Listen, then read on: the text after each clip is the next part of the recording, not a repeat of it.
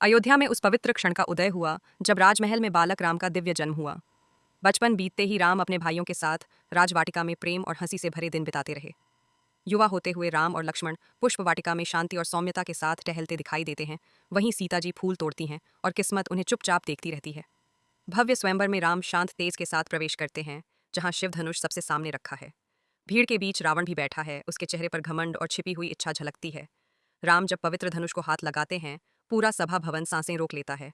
जैसे ही वे धनुष को उठाते हैं, सभी को चमत्कार का आभास होने लगता है। और फिर राम और सीता का पावन विवाह दिव्य प्रकाश और आशीर्वादों के साथ संपन्न होता है।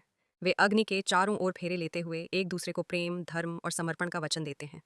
परंतु अयोध्या में कैकेयी के कठोर शब्दों ने राजा दशरथ का हृदय तोड़ दिया और भाग्य बदल दिया। धर्म का पालन करते हुए राम, सीता और लक्ष्मण शांत मन से अयोध्या छोड़कर वनवास को निकल पड़े। वन में सीता लक्ष्मण रेखा के भीतर खड़ी थीं, जबकि साधु के वेश में रावण छल करने आया था। कुछ ही क्षणों बाद रावण सीता को पुष्पक विमान में बैठाकर आकाश की ओर ले गया। वीर जटायु ने रोका, पर रावण की वार से उसके पंख घायल हो गए और वह गिर पड़ा। लंका की अशोक वाटिका में सीता उम्मीद और विश्वास के सहारे राम की प्रतीक्षा करती रहीं। राम और हनुमान का मिलन इतना भावुक था, मानो भक्त और भगवान का प्रेम एक हो गया हो। हनुमान सागर के ऊपर उड़ते हुए लंका की ओर बढ़े, राम का संदेश लेकर, और वहां पहुंचकर जलती हुई पूंछ से हनुमान ने पूरी लंका को दहका दिया। इधर वानर सेना राम सेतु का निर्माण कर रही थी, हर पत्थर पर राम का नाम लिखते हुए।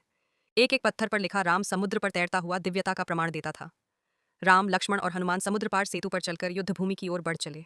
उधर रावण की विशाल सेना युद्ध की तैयारी में अंधकार की तरह फैल चुकी थी, पर राम दृढ़ खड़े थे, लक्ष्मण साथ थे और वानर सेना जयघोष कर रही थी। दोनों सेनाओं के टकराते ही युद्ध भूमि धूल, गर्जना और संघर्ष से भर उठी। लक्ष्मण के तीर बिजली की तरह राक्षसों पर बरस रहे थे और राक्षस एक एक कर धराशायी होते गए। दिव्य बाण आकाश को चीरते हुए प्रकाश की लकीर बनाते चले गए, लेकिन तभी एक घातक तीर लक्ष्मण की ओर तेजी से बढ़ा।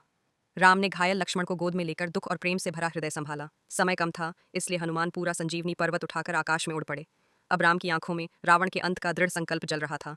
उन्होंने दिव्य बाण उठाया जो पूरे युद्ध भूमि में प्रकाश फैला रहा था। रावण 10 सिरों के साथ गर्व से खड़ा था, उसका रूप भय और शक्ति से भरा था। विभीषण ने राम को रावण की कमजोरी बताई, धर्म की जीत का मार्ग दिखाते हुए। राम ने अंतिम दिव्य बाण चढ़ाया, मानो ब्रह्मांड उनकी शक्ति का साक्षी हो। वह बाण तूफानी आकाश को चीरता हुआ धर्म की विजय का संदेश लेकर निकला। वानर सेना जय श्री राम के नारे लगाते हुए विजय का उत्सव मना उठी, और अंत में राम, सीता और लक्ष्मण धर्म और शांति के साथ वन की ओर बढ़े, जैसे जीवन का नया अध्याय शुरू हो रहा हो।